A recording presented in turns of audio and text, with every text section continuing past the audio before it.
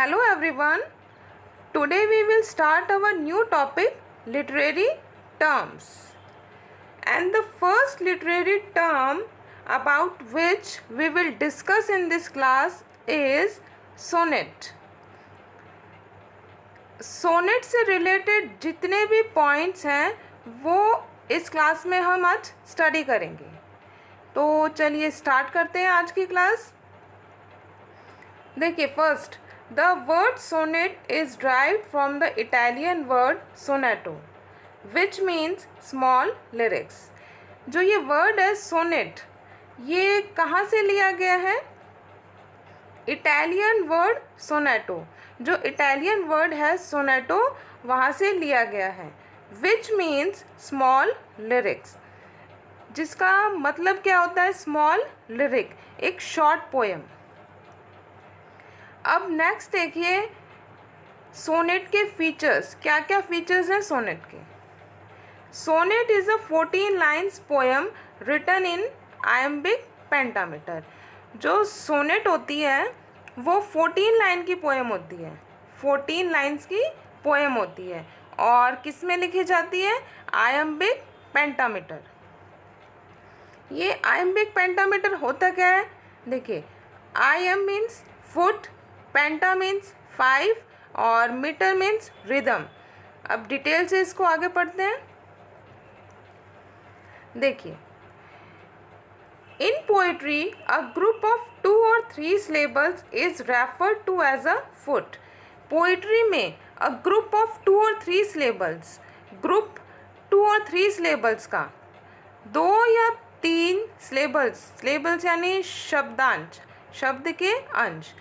तो 2 या 3 syllables का group is referred to as a foot. उसको क्या बोलेंगे? Foot. A line of iambic pentameter consists of 5 iams. जो लाइन होती है iambic pentameter की consist of, जिसमें क्या होते हैं? 5 iams होते हैं, यानी 5 sets. 5 sets of unstressed and stressed syllables. 5 sets होंगे किसके? अनस्ट्रेस्ड सिलेबल होगा और उसके बाद स्ट्रेस्ड सिलेबल. अब एक एग्जाम्पल से समझते हैं. एक वर्ड है जैसे रिमार्क. अब ये वर्ड है रिमार्क, इसमें कहाँ पे बोलने पे ज़्यादा स्ट्रेस लग रहा है? रिमार्क. अब इस हिस्से में जब हम इस शब्द के पार्ट पे हम बोलते हैं तो यहाँ पे क्या लगता है? स्ट्रेस लगता है. तो ये क्या है? Stressed syllable. और इससे पीछे ये क्या हो गया? Unstressed syllable. पहले तो अनस्ट्रेस्ड होगा, इसके पीछे स्ट्रेस्ड सिलेबल. तो ये क्या है? Iambic pentameter. ऐसे ही कितने होंगे? 5 सेट्स होंगे ऐसे. और टोटल कितने सिलेबल हो जाएंगे? 10. Total 10 syllables. Next feature, sonnet has a specific rhyme scheme. जो सोनेट होती है उसकी एक स्पेसिफिक राइम स्कीम होती है. राइम स्कीम क्या होती है? Rhyme scheme is the pattern of rhymes at the end of each line of a poem. ये एक पैटर्न होता है राइम्स का. कहाँ पे? At the end of line. Line जहाँ ख़त्म होती है वहाँ पे, पोएम की जो लाइन एंड होती है वहाँ से क्या निकालते हैं? Rhyme scheme. अब वर्ड से समझते हैं. जैसे देखिए स्टार, इसको हम क्या दे देंगे? किस लेटर से साइन अप कर देंगे? ए. नेक्स्ट रूट, इसको बी. और ये इससे डिफरेंट साउंड कर रहा है. देखिए स्टार और रूट ये डिफरेंट हो गया, तो इसको क्या लिख दिया हमने? बी. और नेक्स्ट देखिए जैसे इससे मिलता होगा आर. आर को हम क्या लिख देंगे? देखिए स्टार आर, इसकी जो लास्ट साउंड है वो सेम आ रही है, तो ये क्या हो गया? ए. और उसी तरह नेक्स्ट इससे मिलता जुलता कुछ हो, शूट. इसको रूट से मैच हो रहा है ये शूट, तो क्या हो जाएगा? ये बी. तो ये क्या होती है? Rhyme scheme. इसका एक फिक्स पैटर्न होता है. Next, sonnet has a volta. अब जो सोनेट होती है उसमें क्या होता है? वोल्टा. अब ये वोल्टा होता क्या है? The turn off thought. Thought जो पोएट उसमें अपने जो भी पॉइंट्स हैं, थॉट्स हैं, वो बताता है, तो एक टाइम में पोएम के बीच में क्या आएगा, उसके थॉट्स में टर्न आ जाएगा। क्या आ जाएगा? टर्न। उसी टर्न को क्या बोलते हैं? वोल्टा। स्टार्टिंग में वो अपने थॉट को क्या करेगा? डिस्क्राइब करेगा, फिर अचानक एकदम बीच में जाके कहीं पे क्या आ जाएगा? थॉट्स में चेंज हो जाता है, तो उसी चेंज को क्या बोलते हैं? वोल्टा। अब देखें, there are mainly 2 types of sonnets. Mainly कितने टाइप्स की सोनेट होती हैं? 2 टाइप्स। फर्स्ट इटालियन और पेट्रार्कन सोनेट, सेकंड इंग्लिश और शेक्सपियरियन सोनेट। सोनेट्स वैसे तो काफ़ी टाइप की होती हैं, पर मेनली जो 2 टाइप्स हैं, कौन कौन से हैं? इटालियन और पेट्रार्कन सोनेट, इंग्लिश और शेक्सपियरियन सोनेट।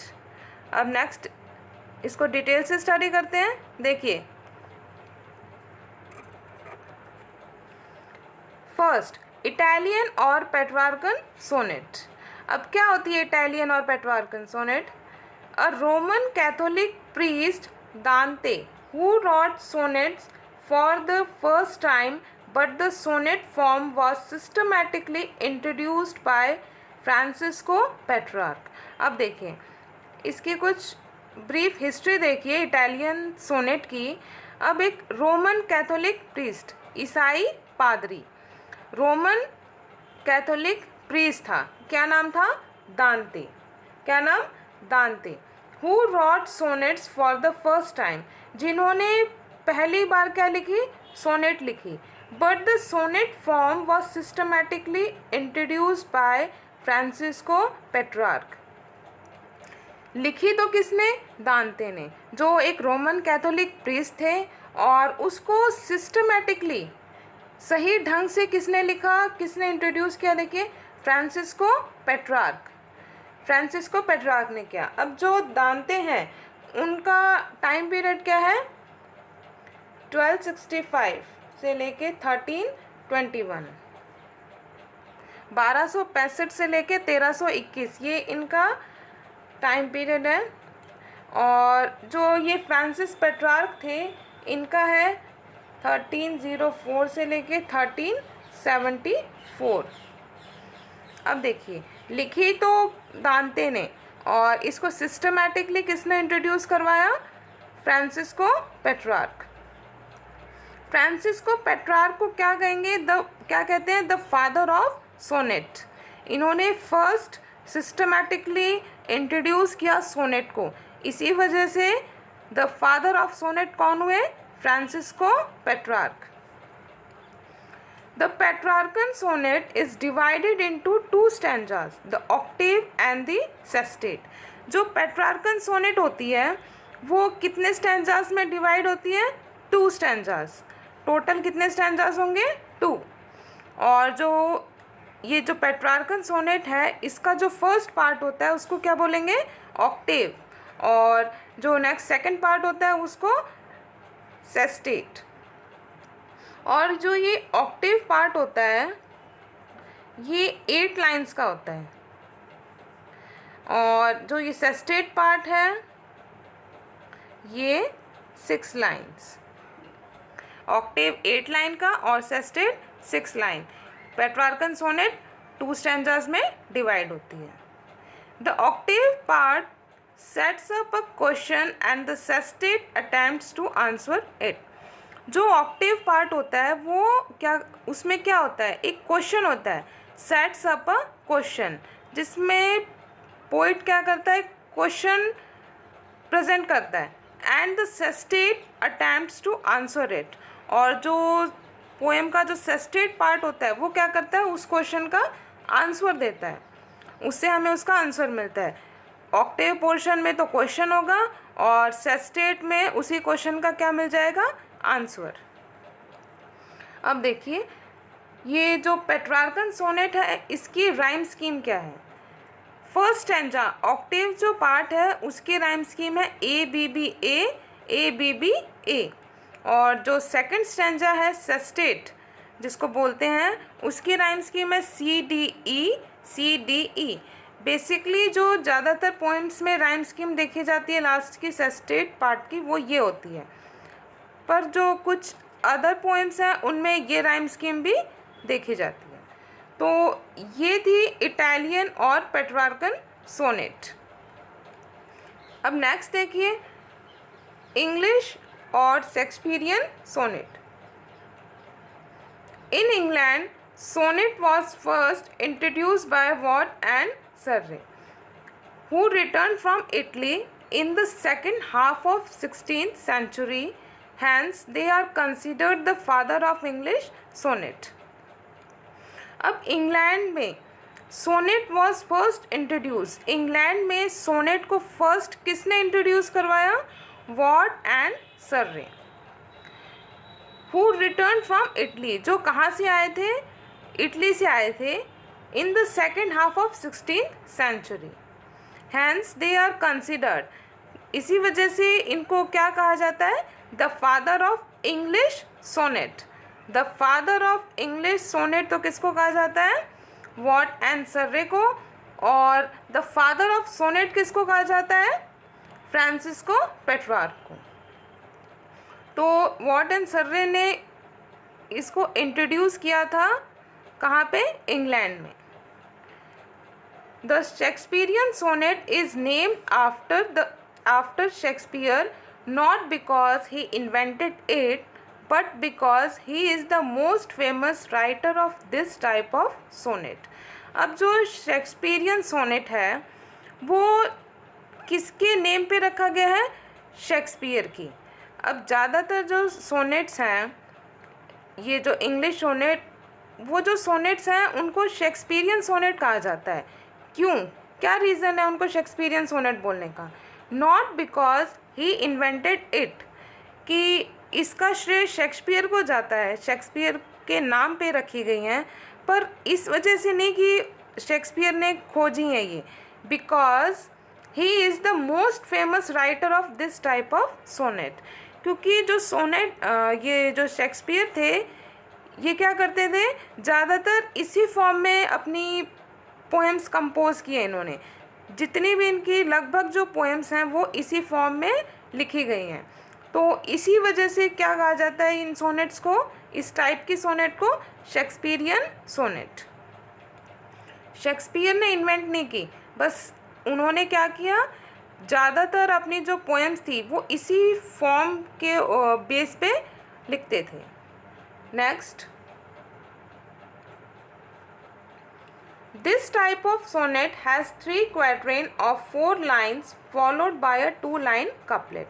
अब जो इस टाइप की सोनेट होती है, ये जो इंग्लिश सोनेट है, इसमें 3 क्वार्टेन्स होते हैं। 4 लाइन के क्या होंगे? 3 स्टैंजा होते हैं। 3 क्वार्टेन्स, 3 स्टैंजा होते हैं। 4 लाइन्स, कितनी लाइन्स के? 4 लाइन्स के। Followed by a 2 line couplet, और जिसके बाद में क्या होंगी? 2 लाइनें, जिनको क्या कहा जाता है? कपलेट। 2 लाइन्स होती हैं जिनको कपलेट्स कहा जाता है। 3 लाइन के स्टैंजास होंगे, 3 स्टैंजास होंगे 4 लाइन्स के, और लास्ट में क्या होंगी? 2 लाइन्स, जिनको क्या कहा जाता है? Couplet. The rhyme scheme of the Shakespearean sonnet is, Shakespearean sonnet की राइम स्कीम क्या है? देखिए, AB CD EF GG। Rhyme scheme देखिए, शेक्सपियरियन सोनेट की 4 लाइन्स के क्या हो गए? 3 स्टैंजा हो गए, और लास्ट में 2 कपलेट, 2 लाइन्स के couplet. In the English sonnet, the turn typically occur in the 3rd quatrain, but William Shakespeare broke from this rule by the frequently situating the turn in the final couplet of his sonnet. अब देखिए, basically जो English sonnet थी उनमें जो turn, जिसको वोल्टा बोलते हैं, thoughts में जब चेंज आता है उसको क्या बोलते हैं? वोल्टा। अब वो जो टर्न था typically occurs in the 3rd quatrain, वो कहाँ पे आता था? थर्ड क्वाड्रेंट में। बट विलियम शेक्सपियर, पर जो विलियम शेक्सपियर ने ये जो रूल था, ब्रोक फ्रॉम दिस रूल, इस रूल को ब्रोक किया by frequently situating the turn. उन्होंने ये टर्न कहाँ डाला? In the final couplet. जो लास्ट ये फाइनल कपलेट होता है, ये वोल्टा वहाँ पे आता था शेक्सपियरियन सोनेट में। ऑफ हिज सोनेट्स, उन्होंने जितनी भी सोनेट्स लिखी, ये टर्न कहाँ पे आता था? लास्ट में। और जो बेसिकली इंग्लिश सोनेट्स के अदर पोइट्स थे जो लिखते थे, उनका टर्न थर्ड में आता था। ये टर्न चेंज ऑफ थॉट, जिसको वोल्टा कहते हैं। अब ये थी सोनेट की introduction and types of sonnet. आज की क्लास में बस इतना ही। आपको वीडियो पसंद आए तो इसे लाइक कीजिए, शेयर कीजिए और चैनल को सब्सक्राइब करना ना भूलिए। अब मिलते हैं नेक्स्ट क्लास में, तब तक के लिए गुड डे।